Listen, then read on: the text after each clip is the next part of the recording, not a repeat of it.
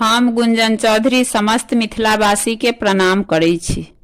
हम एकटा बिषहर माता के गीत प्रस्तुत करऽ जाइ छी। गीत के अहाँ सब अंत तक जरूर सुनब। राम एली मैया बिषहरी भए गेल सोर। राम एली मैया बिषहरी भए गेल सोर। राम खेलैते धूपैते बिषहरी गेली आलसाय। राम खेलैते धूपैते बिषहरी गेली आलसाय। राम सुती रहले बिषहर मैया गहबर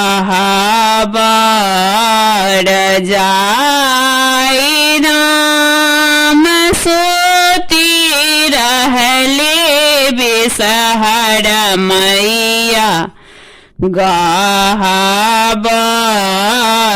जाई।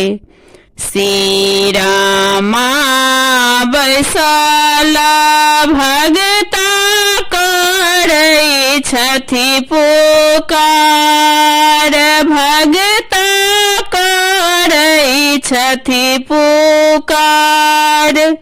राम उठो उठो बिषहरी लियाने गोहार। राम उठो उठो बिषहरी लियाने गोहार। हम कोना उठबै भगता आहूँ के पुकार। राम हमें कोना उठबै भगता आहूँ के पुकार। फला माधे गुआ नैवेद माधे पान। राम देवी माधे बिषहरी